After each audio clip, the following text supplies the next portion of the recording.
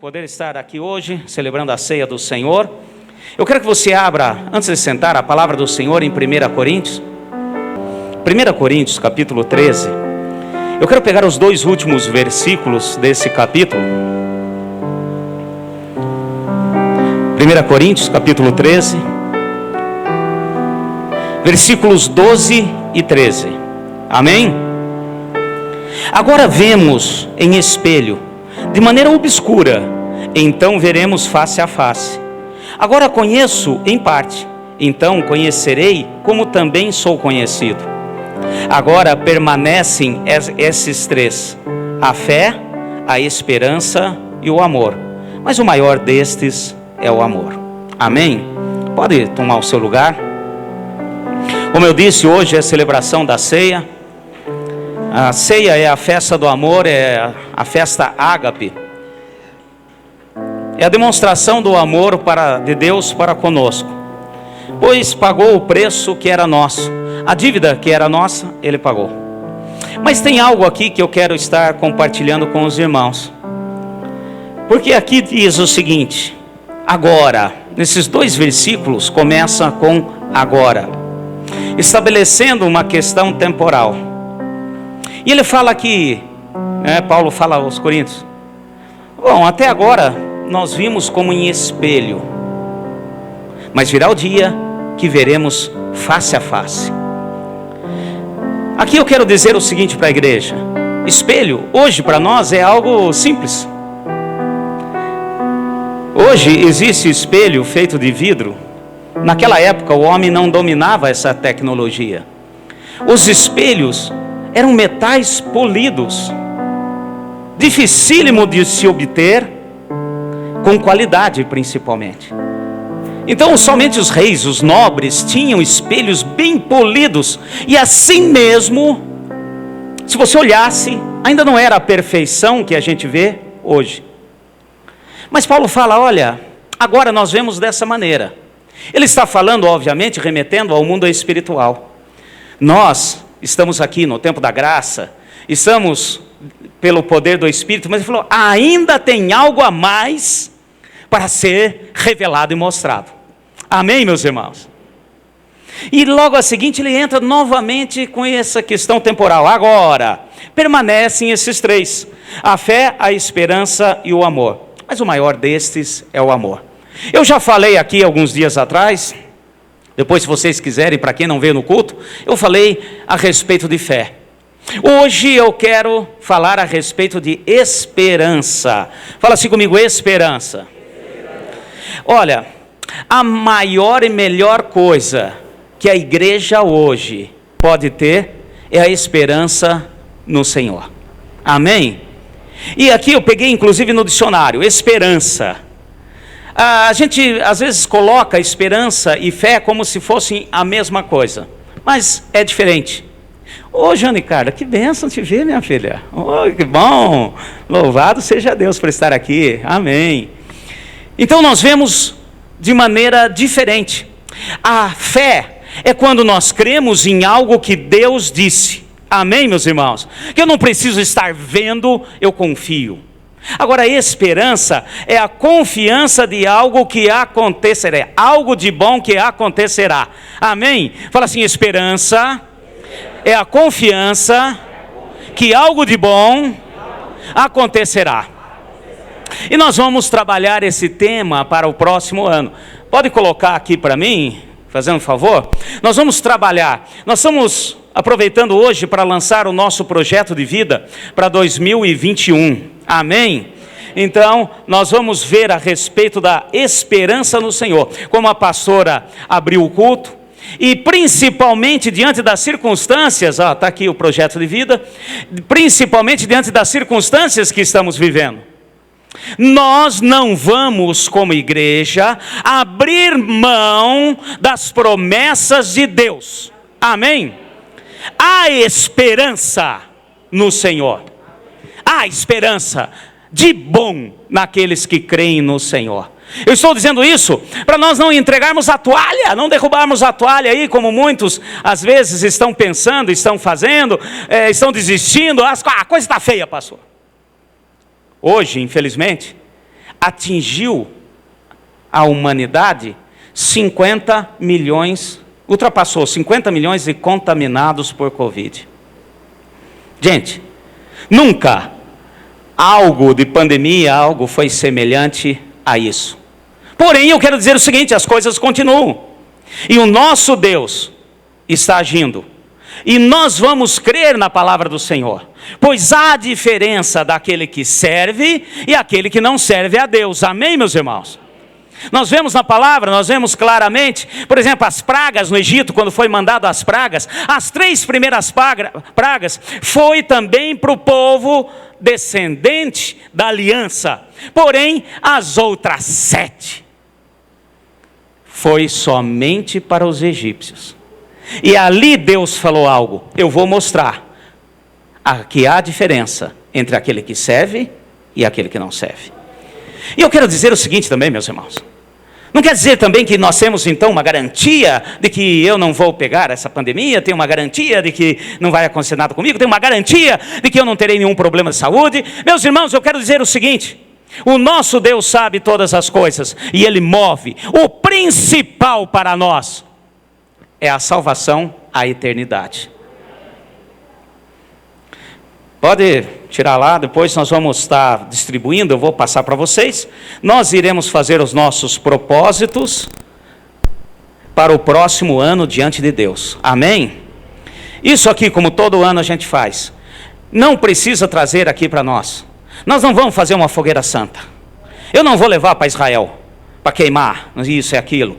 Eu não vou fazer nada disso. Isso aqui vai ficar com você.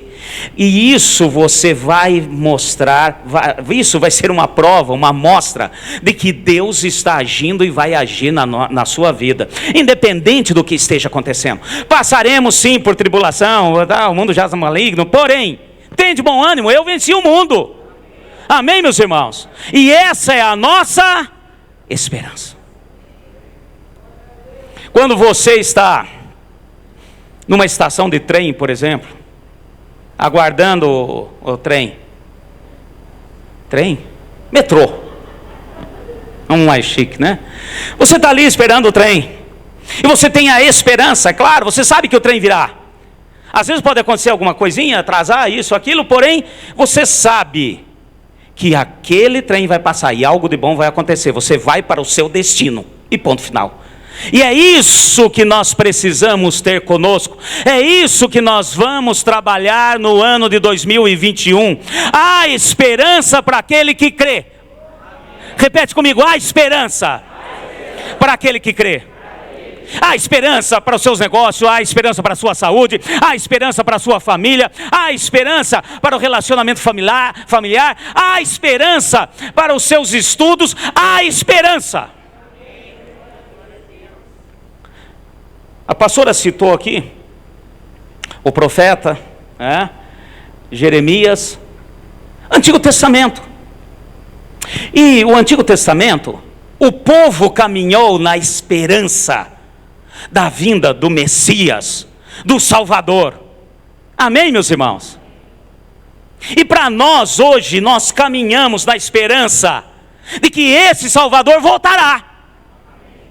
Porque Ele já fez a restauração, Ele já nos resgatou da maldição. Porque em Gálatas 3,13 está escrito: maldito todo aquele que for pendurado no madeiro. Ele se fez maldição em nosso lugar. Então a nossa esperança hoje não é, será que vem o Salvador? O Salvador já veio, morreu, ressuscitou e está vivo. A nossa esperança é de que Ele voltará. E quando nós falamos disso, eu quero até dizer para a igreja: pastor, eu estou careca de saber, eu principalmente, desde que eu vim para a igreja, desde que eu já vi falar dessas coisas, estão falando aí, desde que me entendo por gente, de que Jesus voltará e até agora não veio. Pois eu quero dizer o seguinte, meus irmãos: da mesma maneira, aqueles que não perderam a esperança de que o Messias viria, continuaram firmes nas promessas de Deus. Amém, meus irmãos? E eu vou dizer uma coisa para vocês: a Bíblia toda tem 1.700 promessas, não vou dizer promessas, mas profecias a respeito de Cristo, a respeito do Messias. E dessas 1.700, pasme você agora, somente 7 ainda não se cumpriram, de Gênesis a Apocalipse. E se dessas 1.700 todas se cumpriram na íntegra, a 7 vai se cumprir também. Porque Deus não é para fazer ou mandar uma profecia e deixar pendurado no nada. Porque Ele não é homem para mentir, nem filho do homem para não cumprir com as suas promessas. Quais são essas 7, pastor? São arrebatamento, amém, meus irmãos? Grande tribulação com o manifestar do anticristo, a segunda vinda de Jesus, Armagedon, a quinta é o milênio, a sexta é o juízo final e a sétima, a eternidade. De 1.700 profecias a respeito do Messias, somente essas 7 faltam ser cumpridas. Todas as demais, tudo aquilo que foi dito a respeito do agir de Deus com a humanidade, se cumpriu na íntegra. Aonde ele nasceu, quem ele foi, descendência e etc. E todo o agir de Deus, as suas misericórdias, as suas ações, desde que sempre foi Deus, de eternidade a eternidade. E se ele cumpriu tudo isso, irá cumprir, para que a nossa esperança venha a ser completa. 1 Tessalonicenses, vai rapidinho comigo. Quero pegar aqui uma outra passagem, já li aqui esses dias atrás. 1 Tessalonicenses capítulo 4, verso 13. Fala assim: a minha esperança é no Senhor. Amém, meus irmãos? 1 Tessalonicenses capítulo 4, verso 13. Não quero, porém, irmãos, que sejais ignorantes acerca dos que dormem, para que não vos entristeçais, como os demais, que não têm esperança. Olha só que interessante. Cremos que Jesus morreu, ressurgiu, assim também cremos, aos que dormem em Jesus, Deus o tornará a trazer com ele. Dizemos-vos isto pela palavra do Senhor, que nós, o que ficarmos vivos para a vinda do Senhor, não precederemos os que dormem.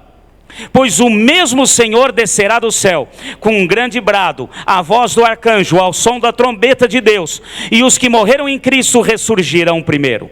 Depois nós, os que ficarmos vivos, seremos arrebatados, juntamente com eles nas nuvens, para o encontro do Senhor nos ares. E assim estaremos para sempre com o Senhor.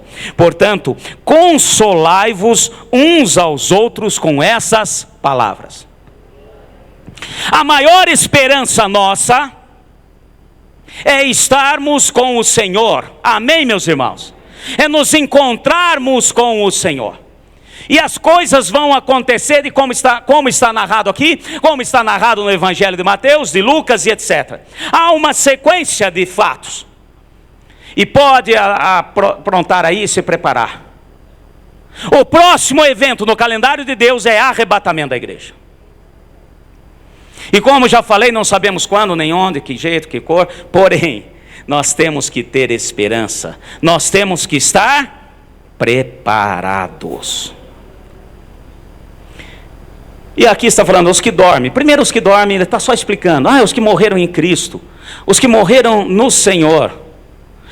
Só morreram no Senhor aqueles que tiveram o Senhor quando estavam vivos. Amém, meus irmãos? Esses encontrarão com o Senhor. E depois, se a hora que acontecer, nós que estivermos vivos, seremos arrebatados. A vinda do Senhor é o que deve a igreja ter anseio, deve pedir. Só que o que antecede a vinda do Senhor, o que antecede tudo, chama-se arrebatamento. E a nossa esperança tem que estar no encontro com o Senhor. Hoje a igreja é denominada pelo próprio Senhor. Jesus chamou isso de noiva. Amém, meus irmãos? E o arrebatamento é levar a noiva para as bodas do Cordeiro. O arrebatamento, segunda vinda, são algo bem distintos. O arrebatamento é para a igreja. A segunda vinda é com a igreja. Vocês sabiam disso? Porque a igreja será arrebatada. Vai comigo, livro do Apocalipse, rapidinho. Vamos pegar aqui, para a gente poder entender. Apocalipse capítulo 19, rapidinho para nós entendermos. Fala assim: a nossa esperança é no Senhor. Apocalipse capítulo 19, amém? Eu quero pegar com vocês a partir do verso 7. Regozijemo-nos e exultemos e demos glória, pois são chegadas as bodas do Cordeiro, e já a sua noiva se aprontou. Amém? Entenda-se noiva, a igreja. A noiva de Cristo é a igreja. Os machistas aí, eu não quero ser noiva não. Nós chamamos isso de tipologia bíblica. Nós somos os escolhidos. O noivo escolhe a noiva. O noivo aguarda a noiva se preparar para as bodas. E aqui nós dizemos, estamos lendo aqui, versículo 8: foi-lhe dado que vestisse linho fino, resplandecente e puro. Linho fino são os atos de justiça dos santos. Santos são aqueles que pertencem à igreja. Fala assim: eu sou santo.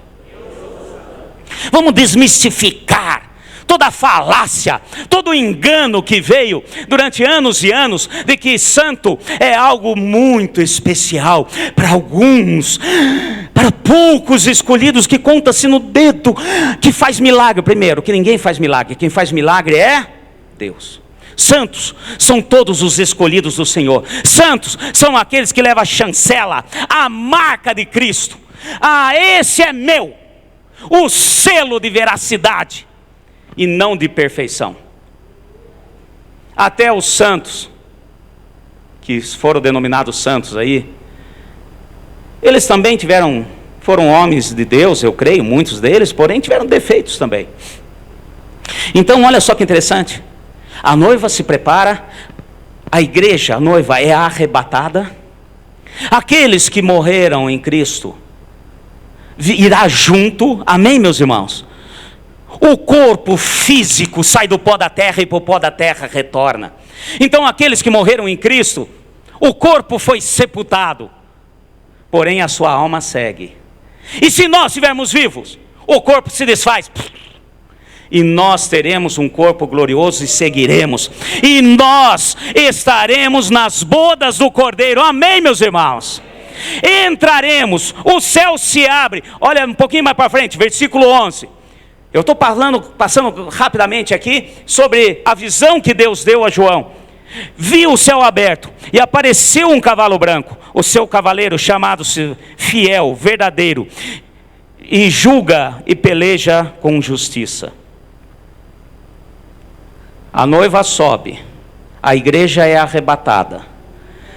Nos céus, esse deve ser sempre a nossa esperança. Amém? Fala assim: estar com Cristo. Amém, meus irmãos? Essa é a nossa esperança.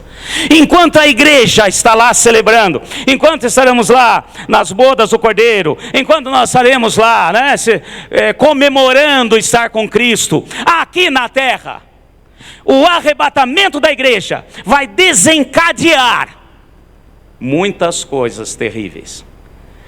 Vai ser o manifestar do anticristo, nós chamamos de grande tribulação. As coisas vão ficar ruins. Enquanto nós estamos lá 7 anos aqui, o negócio pegando fogo.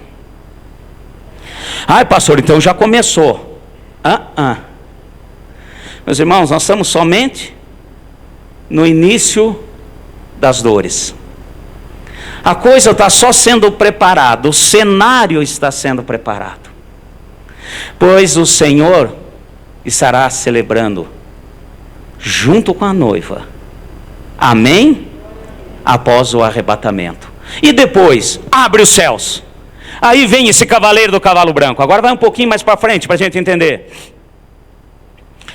Versículo 17. Então vi um anjo em pé no sol, com o qual clamava com grande voz: todas as aves que voavam pelo meio do céu, vinde, ajuntai-vos para a ceia do Senhor, e comerdes e celebrai.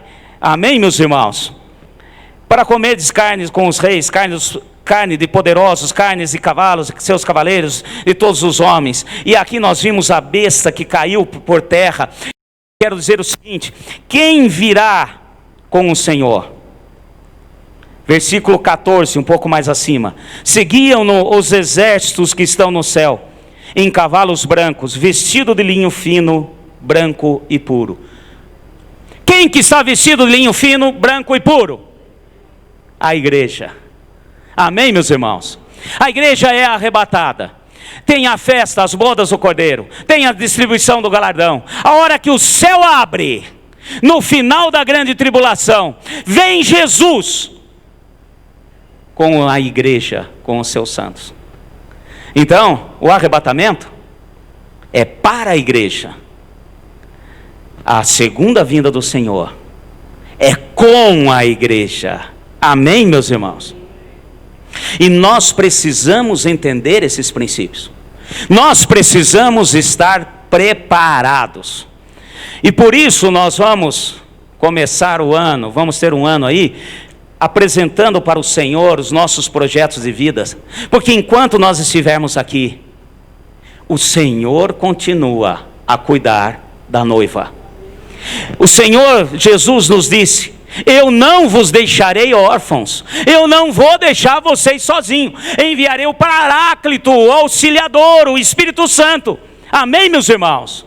E Ele vai estar trazendo para vocês a justiça, vai estar falando a respeito do pecado, vai estar capacitando para o juízo. E o Espírito Santo continua aí.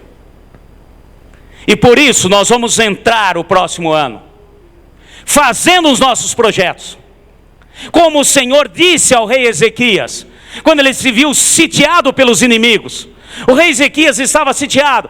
Não sei o que eu faço e tal. E ele clamou ao Senhor. Veio o profeta de Deus com uma palavra do Senhor: pede para Ezequias, escreve para mim o que ele quer, que eu farei. O inimigo, eu vou pelejar. Amém, meus irmãos? Então nós vamos escrever, nós vamos colocar para o Senhor os nossos pedidos, nossos anseios, e também vamos colocar os nossos propósitos. Nós vamos confiar no nosso Deus, o Deus da nossa salvação. Amém? Enquanto estivermos aqui, enquanto pudermos respirar, enquanto estivermos caminhando, confiaremos no Senhor.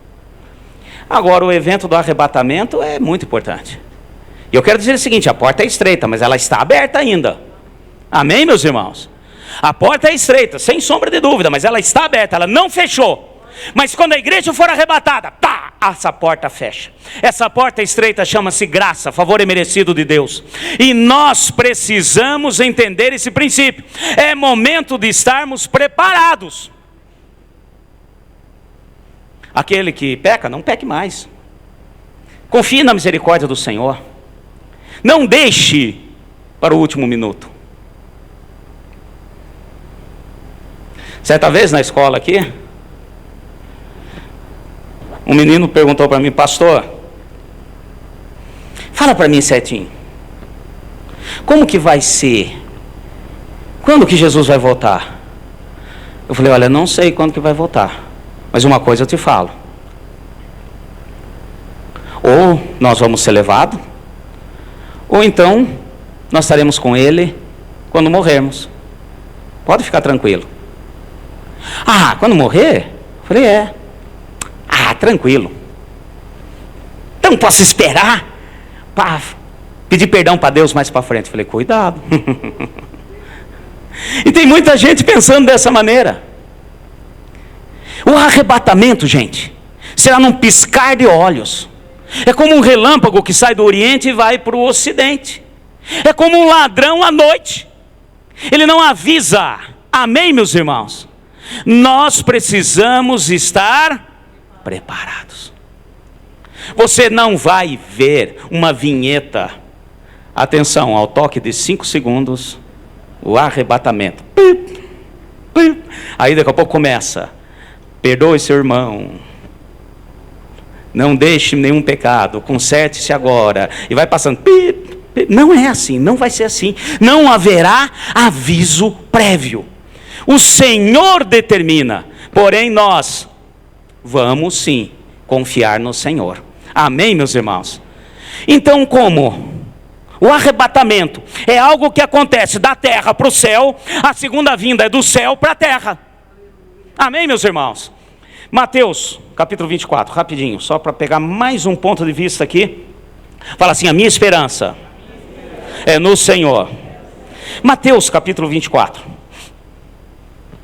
O capítulo 24 de Mateus, ele fala a respeito dos sinais. Se pegar aqui, eu não vou ler tudo isso, mas até o versículo 14, ele fala a respeito dos sinais que precedem o arrebatamento da igreja.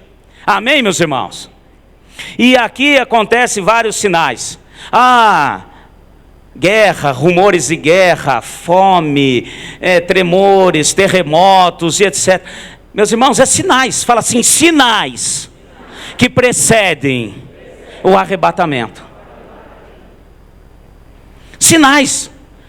E se você parar para analisar, está aí, né? Pestes, tem traduções de Bíblia que coloca isso como pandemias. Olha aí, está aí.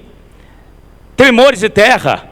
Gente, tremores de terra em todos os lugares, em vários os lugares. Até que em Minas Gerais, na Bahia, teve tremor de terra esses dias atrás. Em lugar que você nunca imaginou, está acontecendo. Então os sinais estão aí. Os sinais é um aviso, amém, meus irmãos? Então os sinais para o arrebatamento é na terra, porque acontecerá da terra para o céu. E para a igreja não é para ter medo, não é para ter receio. Aqueles que estão com o Senhor, aqueles que têm a vida em concerto com Deus, que está tudo ok, é consolo, como Paulo colocou nessa passagem que lemos em 1 Tessalonicenses. Agora, a segunda vinda de Jesus é depois, um pouquinho mais para frente. A segunda vinda de Jesus, os sinais é do céu para a terra. Então, o arrebatamento é para a igreja. Só a igreja subirá. Amém, meus irmãos? O restante que não for igreja, e entenda-se igreja, não é carteirinha. Eu sou membro daquela igreja, está aqui, ó. Quero subir, vou pegar esse elevador. Não. São aqueles que confessam Jesus como Senhor e Salvador, e o têm como Senhor, e torna-se discípulo do Senhor. Isso quer dizer ser santo no Senhor, ter a vida sempre melhorando, deixando o Espírito agir. Agora a segunda vinda, os sinais não são na terra, são nos céus. Aí, versículo 29, rapidinho, que fala da segunda vinda do Senhor. Logo depois da aflição daqueles dias, aflição, a grande tribulação, amém, meus irmãos? O sol escurecerá, a lua não dará mais a sua luz, as estrelas cairão do firmamento e corpos celestes serão abalados. Esse é o sinal. O sinal do arrebatamento da igreja é aqui na terra. O sinal da segunda vinda do Senhor é do céu. O sol vai escurecer. Que jeito vai acontecer? Não sei. O sol vai escurecer. A lua não vai ter mais o seu brilho. As estrelas vão sair dos seus lugares. Vai sumir. Alguma coisa vai acontecer. O negócio vai ficar preto. Preto, preto, preto mesmo, eu imagino. São sinais. Amém, meus irmãos? E nós vamos entender esse princípio do Senhor. Assim como o arrebatamento é para a igreja um consolo, a segunda vinda do Senhor, junto com a igreja, é para aflição. Vai comigo, novamente em Apocalipse, rapidinho. Apocalipse, capítulo 1. Será aflições e lamentos. Apocalipse capítulo 1, versículo 7. Vede, ele vem com nuvens, e todo o olho verá, até mesmo os que se trespassaram, e todas as tribos da terra se lamentarão sobre ele. Sim, amém. O arrebatamento é a alegria da igreja, é o consolo. Fala assim, o consolo. Meus irmãos, pode ter certeza, apesar de todas as dificuldades que estamos enfrentando, nós temos um consolo: estar com o Senhor. Amém? Fala assim comigo, valerá a pena. Amém? Agora, para aqueles que ficarem para a segunda vinda, é lamento. Por que é lamento? Porque o Senhor vem, o justo juiz. Nós vamos depois estar passando para vocês mais detalhado tudo isso, para que a gente possa entender a respeito disso. A hora que fala de segunda vinda do Senhor, então os sinais estão aí, os sinais são latentes, mas a primeira coisa que vai acontecer no calendário de Deus é o arrebatamento da igreja. Quando? Não sabemos, mas temos que estar preparados.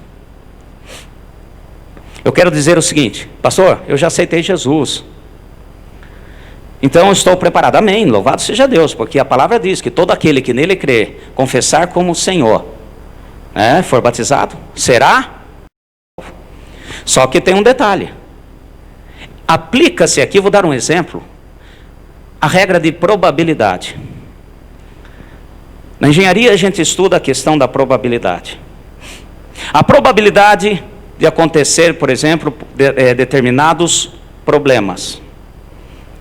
Quando nós projetamos uma máquina, um equipamento, quando nós projetamos um carro, por exemplo, ou qualquer equipamento, existe o estudo de probabilidade, que vai dar a chamada vida útil desse equipamento. Qual que é a probabilidade de quebrar? Quando vai acontecer? Então é feito todo um estudo estatístico em cima disso. Porém, eu quero dizer o seguinte, o estudo da probabilidade altera-se significativamente quando tem um meio externo. Pastor, não estou entendendo nada. Eu vou explicar. Você compra um carro. Seu carro está lá bonitinho e tal, não sei o que. Esse carro você vai usar para viajar. Amém, meus irmãos? Existe uma probabilidade de quando você pegar esse carro para sair para viajar, de repente acontecer algo. Furar o pneu, quebrar alguma coisa. É claro que a probabilidade, ela tem que ser sempre mínima. Amém, meus irmãos? E a probabilidade do carro quebrar e dar algum problema, tem a probabilidade do carro e tem também dos fatores externos. Amém? O fator externo, olha, é muito importante. Se você falar, a probabilidade de um carro não te levar ao destino é 10%. Maravilha, 10%. Puxa, é muito isso. Tá. Mas, se de repente chover, cair uma tempestade e acontecer algo, pode ser que você não chegue no destino. Então, as condições externas são muito importantes. Quer ver um exemplo? A probabilidade de dar problema num avião é menos de 2%. Menos de 2%. É muito importante isso. Por quê? Porque os fatores externos em um avião é muito mais significativo. Você concorda comigo? Já pensou se o piloto, a hora que você entra no avião, atenção, senhoras e senhores passageiros, depois que cai aquela explicação da máscara e tudo isso, saída de emergência, eu vou dizer para vocês o seguinte, a probabilidade de não chegarmos ao destino é 2%. Pronto. Não ficava um dentro do avião. Porque 2% no avião, meu irmão, significa muita coisa, porque 2% junto com uma pressão negativa é muito importante. 2% numa temperatura externa a 3 quilômetros de altitude, que chega a menos 40 graus, é muito importante. 2% junto, multiplicado com a lei da gravidade, é muito importante. Então, por que você está falando isso, pastor? Eu estou trazendo essa lei da probabilidade para a nossa vida. Fala assim: eu tenho que estar preparado. Amém, meus irmãos? E tem gente aí, ai pastor, eu estou já, 98% preparado. Eu estou igual um Boeing 737-700. Estou ali, Só tem 2%. Então, meu filho, se prepara, toma cuidado com as coisas externas. Porque 2%, se você está no meio de muita gente com pecado, isso aí vira 10%, vira 20%. 2%, se você está naquela questão de um abismo chama outro abismo, esconder pecado embaixo do tapete, achar que está resolvido, vai multiplicando e a probabilidade vai diminuindo para a tua salvação. Fala assim: a minha esperança é no Senhor. E nós vamos caminhar, vamos estar preparados. Amém, meus irmãos? Perfeição não existe. Perfeito é só Deus. Mas nós vamos estar preparados. A hora que acontecer, subiremos. Você crê nisso? Vira para o seu irmão que está ao seu lado e fala assim: eu quero encontrar com você lá. Amém? Quero encontrar. E eu vou dizer outra coisa, hein? Se prepara para surpresas. Se prepara para surpresas. Eu quero estar lá, mas nós temos que estar preparados para surpresas. Porque às vezes um irmãozinho que você tinha certeza que você ia encontrar lá, ai, porque daí eu quero jogar futebol com ele, quero jogar tênis, ai, eu quero me aproveitar, ai, que maravilha. Cadê ele? Não foi. E também outros que você tem certeza, esse perdido, carimbo do inferno para ele. De repente você vai chegar lá, sua cara, fala assim: o Senhor conhece o meu coração. Amém, meus irmãos? Agora repete comigo: não vamos desistir. No próximo ano, a nossa confiança estará no Senhor. Você crê? O mesmo Deus que cuidou de nós até aqui, continuará a cuidar. Amém? Fica em pé, em nome de Jesus.